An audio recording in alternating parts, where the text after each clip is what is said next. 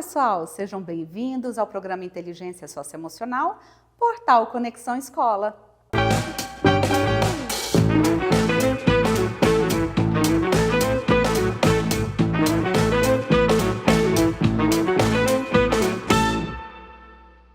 Hoje falaremos sobre um tema crucial, a saúde mental.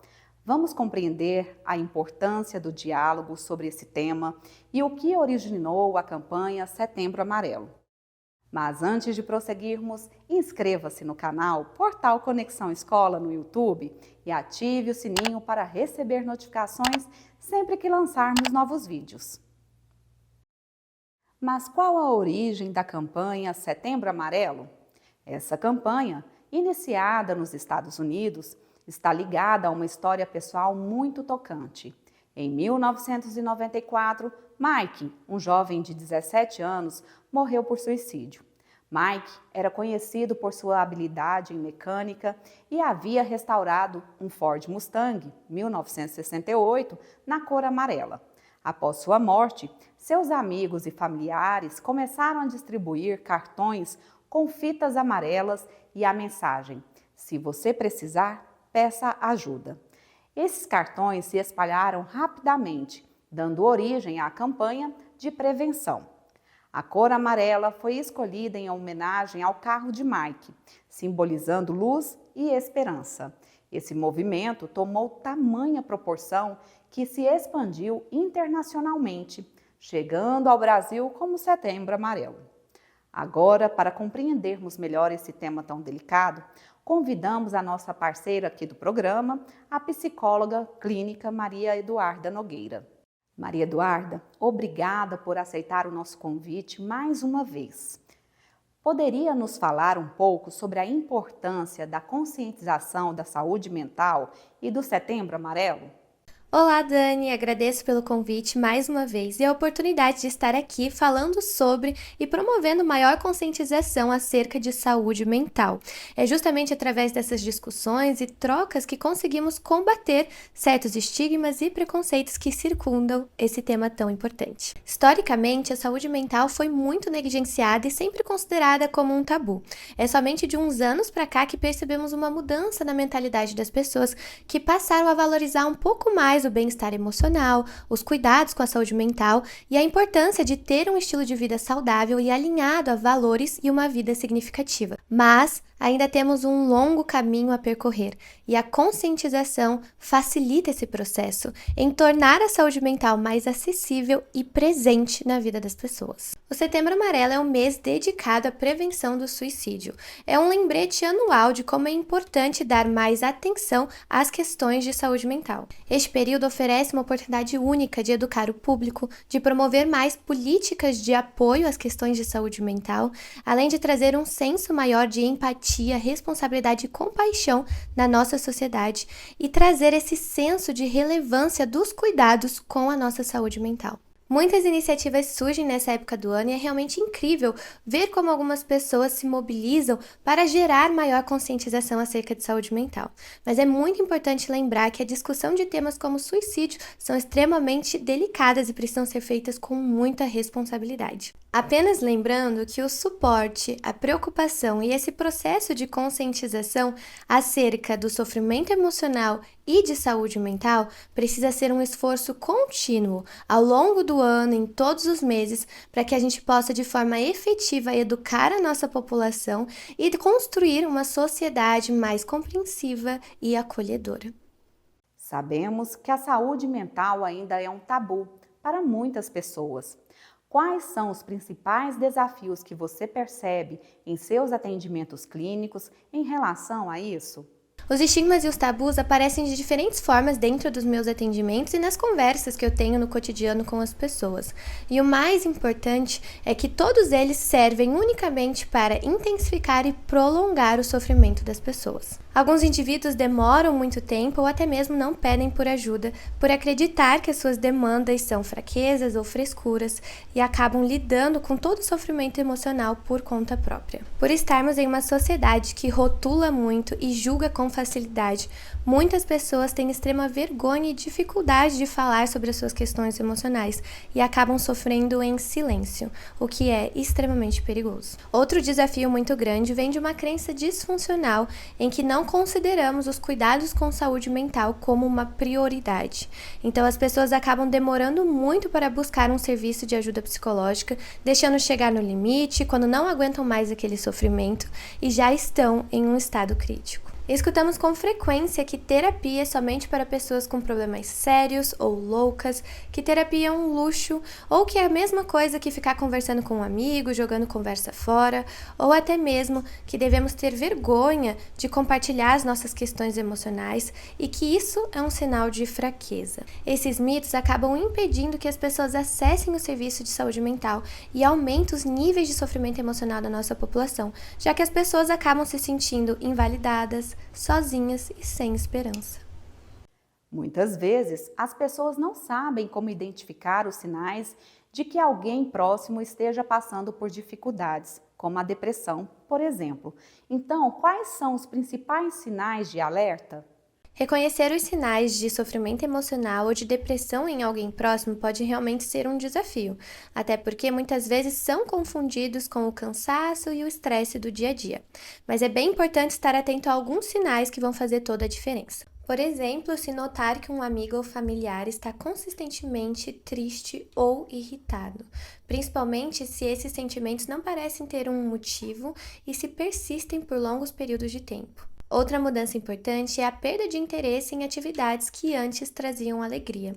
Isso pode variar desde hobbies até as interações sociais, já que a pessoa acaba ficando mais retraída e parece não ter mais aquela motivação que tinha antes. Alterações no apetite e no sono são comuns. Algumas pessoas podem acabar perdendo o apetite enquanto outras comem demais, outras podem enfrentar dificuldades para dormir ou passar a dormir em excesso. Outro sinal de alerta é um cansaço muito intenso e desproporcional, uma exaustão que acaba prejudicando a realização até das tarefas diárias que se tornam grandes desafios. A pessoa pode parecer desconcentrada, tendo dificuldade com as decisões do dia a dia ou até mesmo percebendo algumas falhas da memória. A depressão também acompanha alguns sentimentos como a inutilidade, uma culpa excessiva direcionada a atitudes do passado e também a desesperança. Em casos mais graves, pode aparecer pensamentos de morte e até mesmo uma ideação suicida, que são, sim, sinais muito graves e que precisam de uma atenção imediata. E se você perceber alguma dessas mudanças em alguém próximo, a coisa mais amorosa que você pode fazer por essa pessoa é justamente incentivar e acompanhar essa pessoa a buscar por uma ajuda profissional, seja um psicólogo ou um psiquiatra, e também se mostrar presente, disponível e dar o suporte necessário para aquela pessoa nesse momento difícil. Mostrar que você se importa já é um passo muito grande para ajudar alguém a se sentir menos sozinho e pode fazer uma grande diferença. O que podemos fazer para criar um ambiente mais saudável e acolhedor para crianças e adolescentes que enfrentam problemas de saúde mental?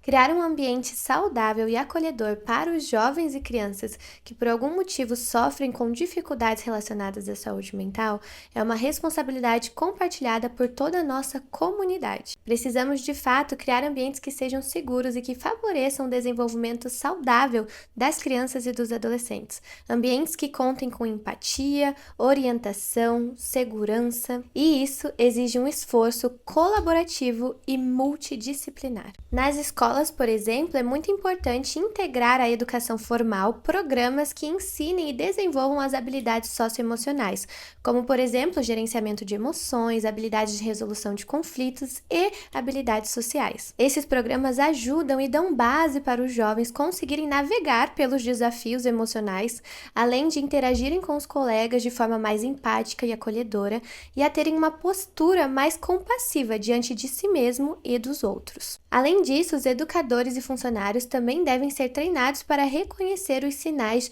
de problemas relacionados à saúde mental, para que possam dar o devido suporte e também o encaminhamento quando necessário. Em casa, é responsabilidade dos pais e cuidadores de manter um diálogo aberto e respeitoso acerca da saúde mental, em que os adolescentes e as crianças se sintam confortáveis para compartilhar sentimentos, preocupações e principalmente dificuldades, sem se sentirem repreendidos ou criticados. É importante que os adultos sejam como modelos de como gerenciar e acolher as emoções, e que transmitam valores para os seus filhos de como é importante cuidar da saúde mental, assim como é importante cuidar da nossa saúde física, por exemplo. Em resumo, a comunidade como um todo tem a responsabilidade de criar e promover ambientes em que as nossas crianças e adolescentes tenham o apoio e os recursos necessários quando estiverem enfrentando problemas e dificuldades relacionadas à saúde mental, assim como ambientes livres de preconceitos, estigmas e que sejam acolhedores.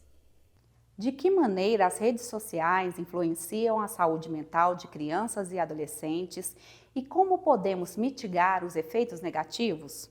Bom, as redes sociais elas podem ter grande influência no desenvolvimento de crianças e adolescentes, moldando as suas interações, comportamentos e percepções. Diversos estudos têm se dedicado a compreender os efeitos da internet, jogos eletrônicos e redes sociais na vida e na saúde mental de jovens e crianças. Hoje em dia, sabe-se que apesar da internet e das redes sociais terem um potencial e um lado muito benéfico que gera conexão, sensação de comunidade e acesso a informações relevantes e até mesmo a conscientização de temas importantes, como por exemplo a saúde mental, também existe um uso patológico e prejudicial que pode ter um impacto significativo na vida de crianças e de adolescentes. A exposição constante às redes sociais pode aumentar os níveis de ansiedade e depressão entre os jovens. Isso ocorre muitas vezes devido à pressão a vidas perfeitas, comparação constante, acesso a conteúdos impróprios, além de ser um ambiente muitas vezes hostil, com pouco acolhimento e muitas críticas. E esses fatores podem levar a sentimentos de inadequação e insatisfação com a própria vida. Além disso, o uso excessivo das redes sociais pode prejudicar o desenvolvimento de hábitos saudáveis para crianças e adolescentes, como, por exemplo, a privação de sono ou a falta de uma rotina adequada de sono, que é um dos grandes fatores de risco para o desenvolvimento de problemas relacionados à saúde mental. Muitas crianças, desde muito novas, passam horas e horas conectadas em aparelhos eletrônicos, o que pode levar a um prejuízo enorme no desenvolvimento cerebral e emocional da criança. Além disso, atualmente já se sabe que é possível desenvolver uma dependência às redes sociais e que isso é muito comum entre os jovens e adolescentes, interferindo e trazendo prejuízos severos para todas as áreas da vida daquele indivíduo. Isso significa que é muito importante orientar e trazer limites para o uso das redes sociais de crianças e adolescentes para que eles façam parte das redes sociais de forma saudável, filtrando os conteúdos consumidos, cuidando do nível de exposição e regulando o tempo que se passa conectado. Muito obrigada, Maria Eduarda, por compartilhar seu conhecimento e experiência conosco. Esse tema é realmente muito importante e precisa ser cada vez mais difundido. Um abraço para você carinhoso, cheio de saúde e lembre-se, você não está sozinho, ok? Até mais!